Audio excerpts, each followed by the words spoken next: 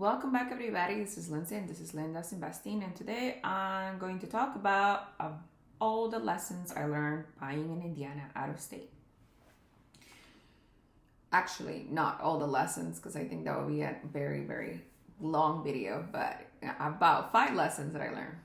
First, and this is during my first year of investing, I learned how to accurately assess taxes for investors. So, in Indiana, at least in Gary, Indiana, where I invest, there is a cap for investors to come out of state and buy investment properties. The assessed value of the property times 2% would be the absolute cap that you get from this county, which is Lake County. And initially, when I started investing here, I did know I was going to be 2%, but I didn't know what happens in this market, which doesn't happen here in California, is that upon every sale, the taxes will be reassessed. And then after that, it's every 2 years.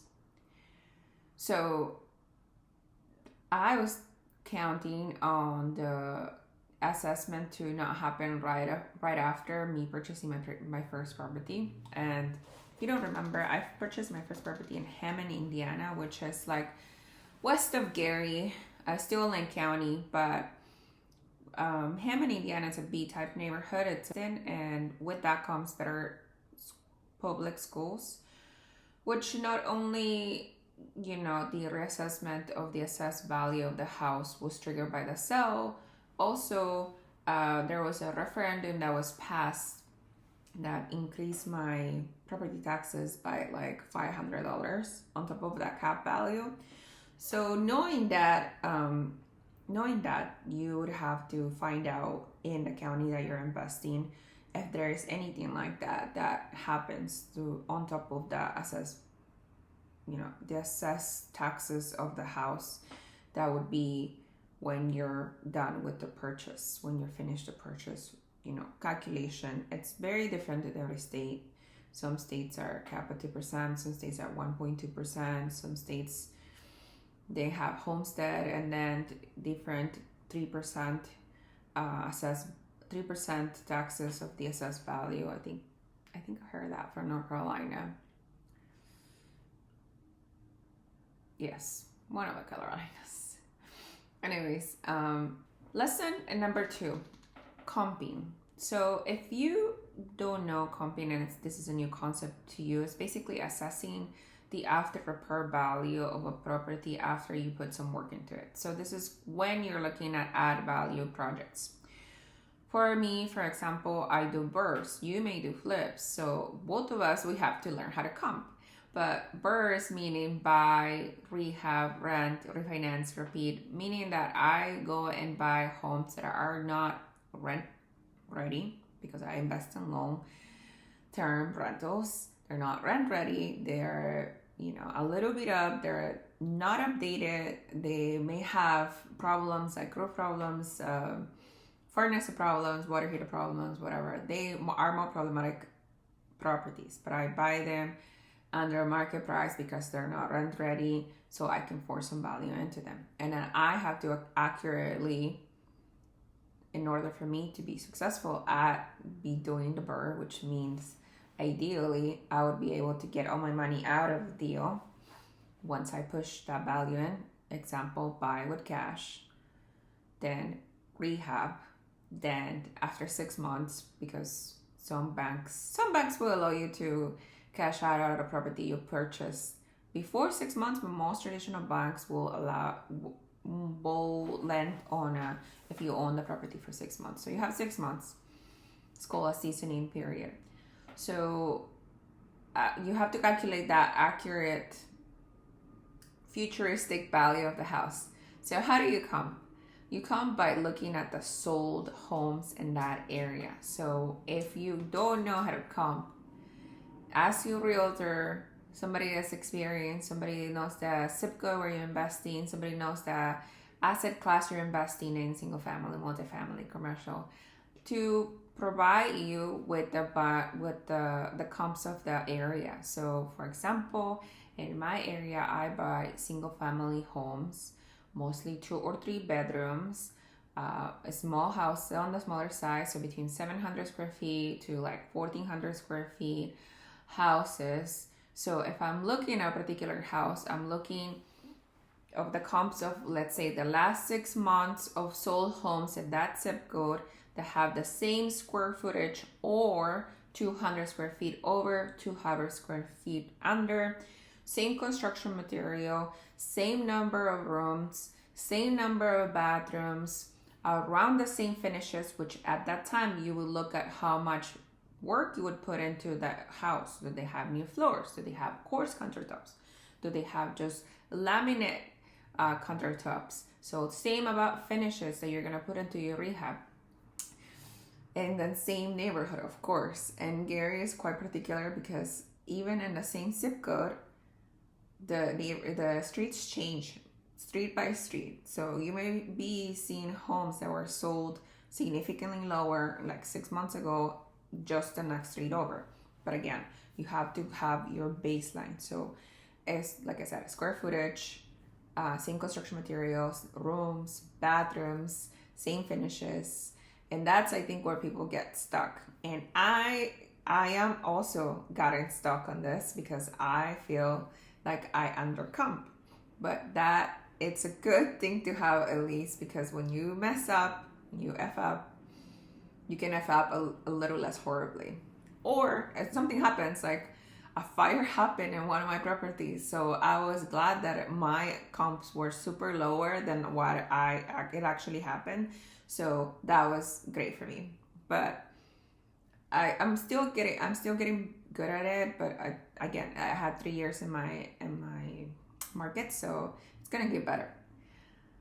And then the market's changed significantly. So from like 2022 to 2025, it's completely different. So comps may go up and down like you have seen around the country right now. Most of the houses have, if not pretty much be even in appreciation, have stay stagnant in appreciation. So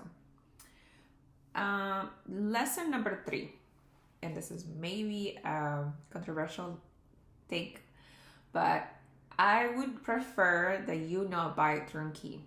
So listen when I say this. When you may not even you might not even know what a turnkey property is. So a turnkey property is this. There are companies out there, whatever, they have a business in which they buy a property that is undervalued, they flip it, but they don't flip it to sell in the MLS to new home, like first home buyers. They flip it to target investors. So when you buy a turnkey property, yes, it probably was recently flipped. Yes, it probably comes with some perks. Some turnkey property managers may even manage the property, so they have their own property management. So you may think like, oh well, if I totally hands off, then that's something great for me because I'm a W2 employee and I don't have to worry about it. I just like buy it, put my money on it, have the turnkey provider also manage it, so I don't have to worry about it. And I'm like, and that could be fine. But most times when you buy from a turnkey company, you are gonna buy like top of the market. So very, very, very top of the market. And you're gonna pay for those finishes in that flip. And it might not even appraise. The thing is that even when you buy from a turnkey provider, you're using a loan. If you're using a loan, so it might not even appraise for that top of the market deal. And also, you don't have any type of control of what kind of the finishes or what kind of materials they use to flip that property. So if you can afford to spend time looking up your market, learning your market, you would be able to find a turnkey property that is on the MLS, that does not come from a turnkey provider. So for that, I say, since I know that forcing value into property and having more equity from the get-go is where you make your money, is where you make the money. You make the money on the buy, not on the sell, especially if you're a buy and hold investor. But that is lesson number 3. Lesson number 4 is do not underestimate Facebook groups of investors. So if you know much about my story, is that I relate heavily on investors that were already investing in the area. So I know at least two people that were doing successfully, and they were like my referral network for everything. Even with that, they couldn't give me. It's not like a transactional relationship. There was still times in which I had so many questions, and this is where you joining groups, Facebook groups. And people may think like, Facebook, who's that? Is that like old age? Yes, maybe it is old age, but Facebook has so much more resources because older people are on them. I'm an older person. I'm an older millennial. So older millennials and other Gen X and older people are on Facebook, and they are very welcoming, and they put all of their information there. You need contractors. You're probably going to find a lot of referrals from a Facebook group or a Facebook forum that they're talking about your area and they're investing. You're probably going to find 2 or 3 contractors that are currently just ongoing. Like, you hear the same name and the same post, and you look like the search box of like best realtors, and you're probably going to hear about the same name of the same people that are keep coming up, even though the Facebook group may have like 5,000 people. It's still pretty much, they know all about each other. If you're investing in a smaller, semi-smaller community, I guess. So don't underestimate. They also have wholesalers. They also have like HVAC techs. They also have like property managers, or stories of why you think this may be a good match for you, what kind of prices you're seeing for normal rehab, all of those questions that you may have that you don't have access to because you're not in the area, like you're investing out of state, you're not looking at it every single day. I would recommend that you invest your time into these real estate groups for sure. Lesson number 5 would be to don't forget to negotiate. It is a buyer's market right now. Negotiate, negotiate, negotiate. Everything is up for negotiation. I know since last year the NAR's policy changed everything, but there is still the majority of people that I talk to, they're still getting their commissions covered by the seller. So if you're a buyer, negotiate commissions into the seller. If you are, if you're looking at your market, what are you looking at for things that are coming up in the last 2 weeks? Maybe you're trying to scoop that next deal, but things are staying longer on the MLS right now. Things are just, days on market are like 215 days on market. Like, that is where a deal may come out. If you see price drops, then that's probably a motivated seller. Talk to realtors. If you feel comfortable in the city that you're investing in, I would even advise you to contact the listing agent. I understand that there's no fiduciary to you, responsibility to you as the buyer. They have a fiduciary responsibility to the seller. But what happens there is, like, when you contact the listing agent has now more motivation to double commission from seller and buyer to have that sell transaction happen. And then I feel like when you talk to the realtor directly, again, this is for more experienced investors, you would have more of an idea. Instead of playing telephone, you get in your realtor, and the realtor talks to the other realtor, and the realtor talks to the seller.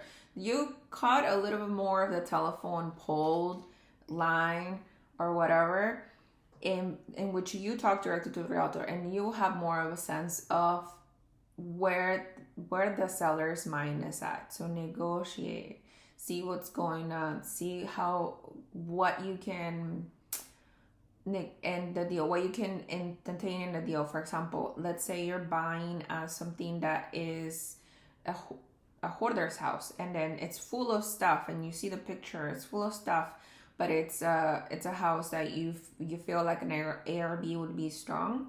You can negotiate into that. The seller does not have to move any of the stuff out of the house, that you will take care of that. And then now the seller has less to do with the sale, right? Like, there's less money. It's more work for you. It's more work for before you end, but it is something that you're taking off the table. So like always remember there's two people in the transaction, the end and the beginning. So whatever motivations the seller has to move out of the property, or maybe they're an investor themselves to leave the property alone, or maybe they're a slumlord and they have like any kind of inconveniences, maybe you would be able to negotiate. So always negotiate. And then I think I mentioned this in another video, but my strongest point to negotiate is also after the inspection. Let's say I ask for credits from the get-go, they denied, and I still proceed with the offer. After inspection, I will revisit the credit talk, because you always, almost always in Gary, at least in my market, you will find something after inspection. A window doesn't open, close, something that looks junky, some cracking outside on the sidewalk, whatever it is. Revisit negotiation talk after the inspection. So that is my 5 lessons for buying in Indiana. Stay tuned for next video.